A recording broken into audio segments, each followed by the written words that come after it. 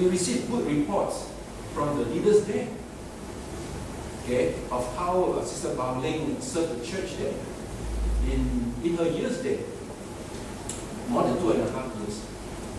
Sister Bao-Ling was very faithful, not only very faithful at attending church worship, but also contributing in terms of interpreting for the deaf. There were about 6 or 7 deaf members in the Church of Christ in Adelaide. And Sister Bao-Ling was one of the 2 sign interpreters. Sign interpreters for the deaf and dumb. She was contributing. It was very encouraging, right? Because Daniel was also helping there. He was also helping in the areas of teaching and preaching, all right? And before he went there, he also brought some college mates in Malaysia who were also studying there, converted two sisters, and together with Bao-Ling, and together with Uncle William, they call him Uncle William. There's a PhD professor who came from Taiwan, and his wife who works in the bank. And together with this group, they are starting a Chinese group there. They meet in Uncle William's house, and they approach the Chinese students there. There are a lot of Chinese students, even from mainland China there, and they are actually outreaching to them. And that was a very good report that we heard, right? And even in the worship, they also have this PowerPoint, and they have bilingual PowerPoints in English and in Chinese. Even though the preacher doesn't know Chinese, okay, the majority of them were still white, but a sizable Asian population there, some Filipinos there, also very active. And those are actually very encouraging reports. Okay, we encourage one another. So was the Church of Christ in Melbourne, right? There was also a sizable of Chinese members there. There were even one Indian couple there from Singapore, migrated there, and the church is growing there. Okay, the Church of Christ in Adelaide is moving to a new premises.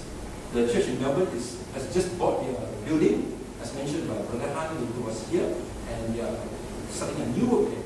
So it's very encouraging, right? It's very encouraging. That is when we put priorities, right?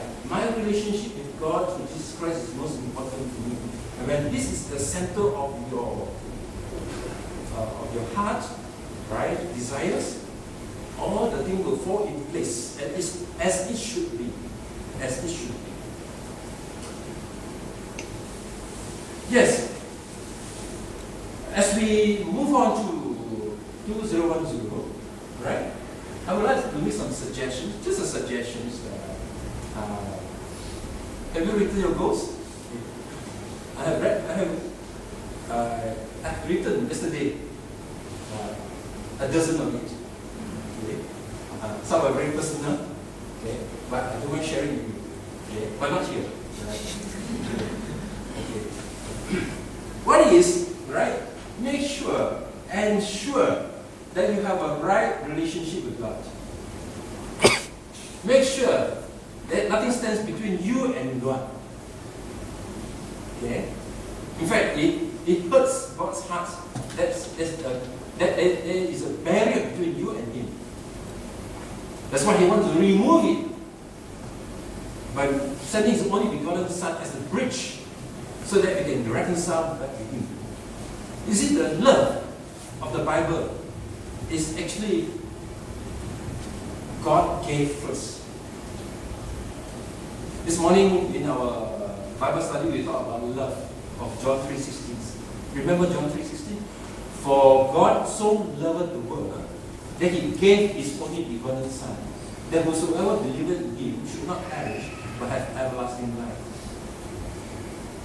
For God so loved that He gave. Who started this love affair? God, not man. It's God who first loved us.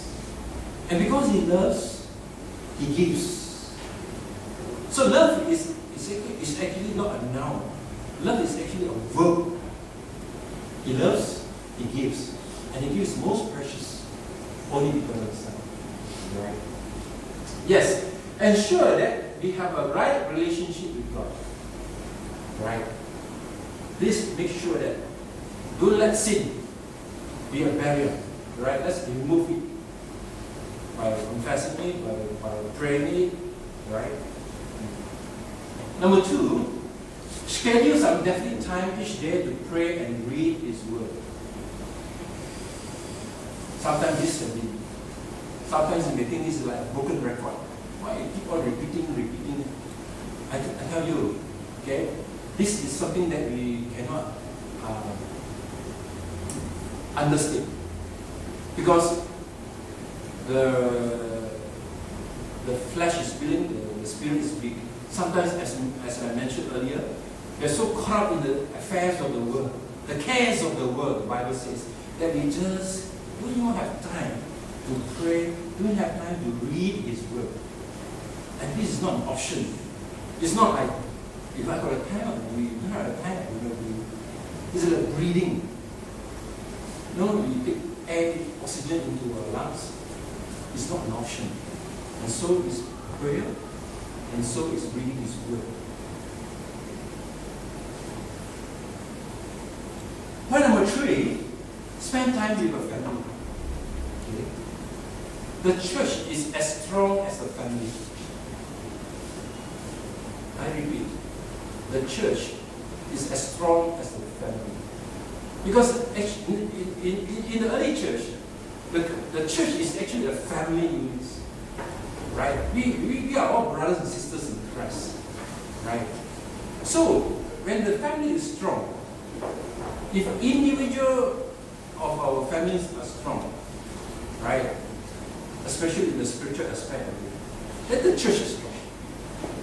Okay? If one of us is weak, then it also affects the whole congregation. Right? We are not like a porcupine, brothers and sisters. You know, porcupine a lot of names. Porcupines come together during winter because they just want to have each other's warm. But there is so much.